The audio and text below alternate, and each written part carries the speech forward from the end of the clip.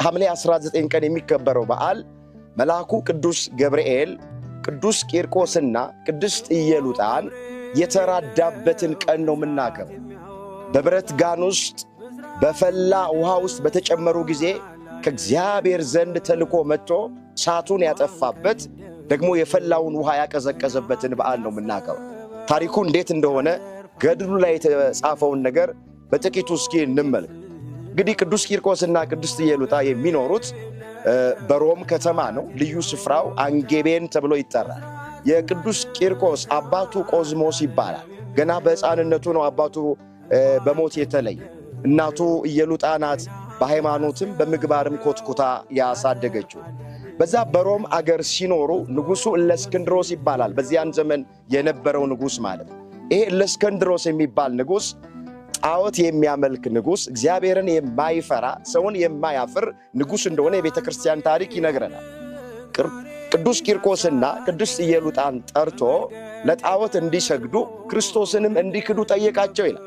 ሁለቱም በአንድነት ለጣዖት እንደማይሰግዱ ክርስቶስንም አምላካቸውንም እንደማይክዱ ነገሩት ይላል። ከዚህ በኋላ ብዙ መከራ ደረሰባቸው ነው። በሦስተኛው መቶ ክፍለ ዘመን አካባቢ ዘመነ ሰማዕታት እየተባለ እንደሚጠራ የቤተ ክርስቲያን ታሪክ ይነግረናል።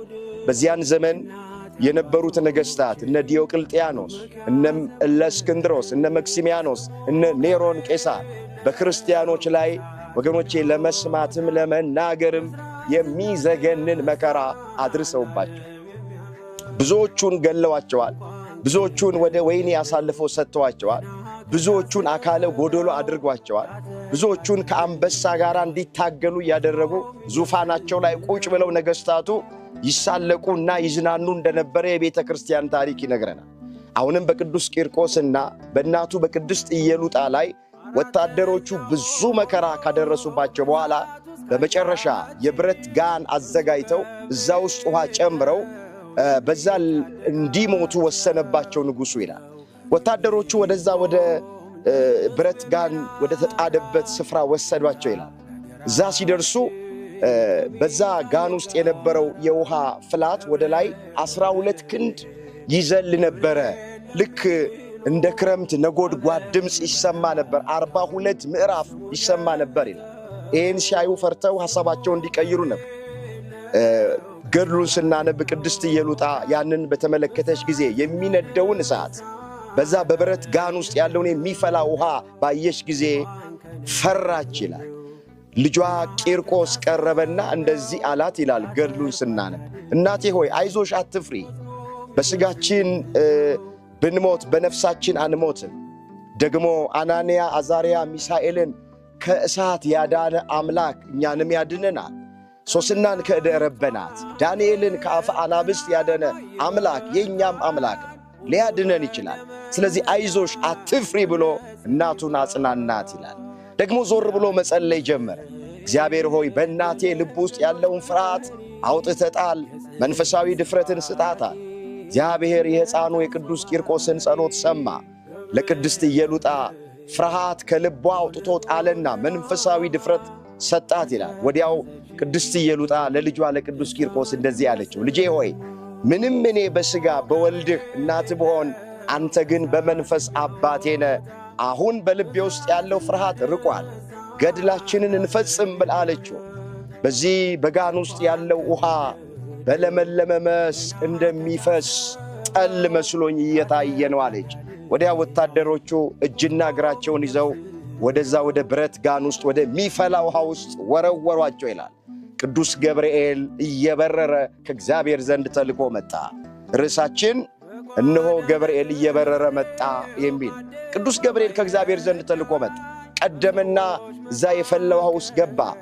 በበትረ መስቀሉ ውሃውን አቀዘቀዘላቸው፣ ከሞትም አዳናቸው ይላል። እግዚአብሔር የተመሰገነ ይሁን።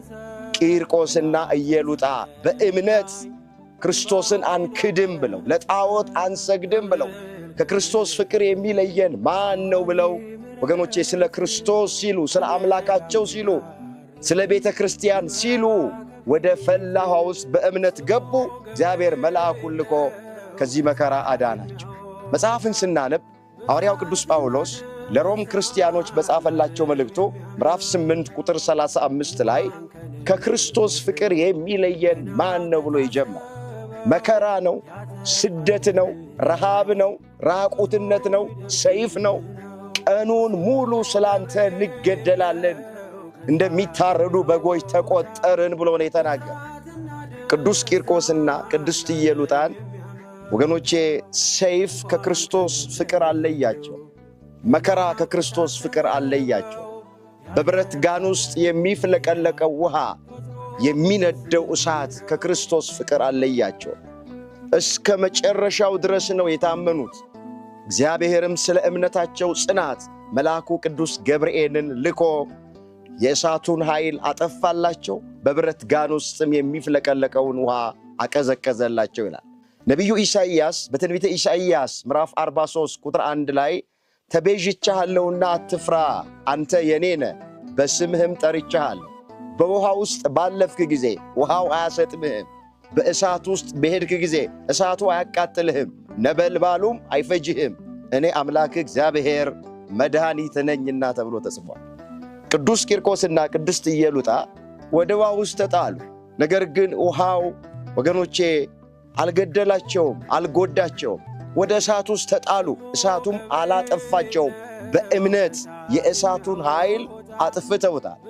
ቅዱስ ጳውሎስ ለዕብራውያን ክርስቲያኖች በምዕራፍ 11 ቁጥር 34 ላይ እነሱ በእምነት የእሳቱን ኃይል አጠፉ ብሎ ነው የተናገረ። መጀመሪያ ይሄ ቃል ስለ ሰለስቱ ደቂቅ የተነገረ ቃል፣ ስለ አናንያ፣ አዛርያ፣ ሚሳኤል የተነገረ ቃል። እነሱ በእምነት ሦስቱ ሕፃናት የእሳቱን ኃይል ናቡከደነፆር ያነደደውን እሳት በእምነት አጠፉት። ለፍጻሜው ስለ ቅዱስ ቂርቆስና ስለ ቅድስት ኢየሉጣም የሚነገር ቃል፣ ቅዱስ ቂርቆስና ቅድስት ኢየሉጣ በእምነት ነው የገቡት። እግዚአብሔር የእምነታቸውን ጽናት አይቶ መልአኩን ላከና አስቀድሞ እሳቱን አጠፋላቸው። ኋላም በብረት ጋን ውስጥ የሚፍለቀለቀውን ውሃ አቀዘቀዘላቸው ነው።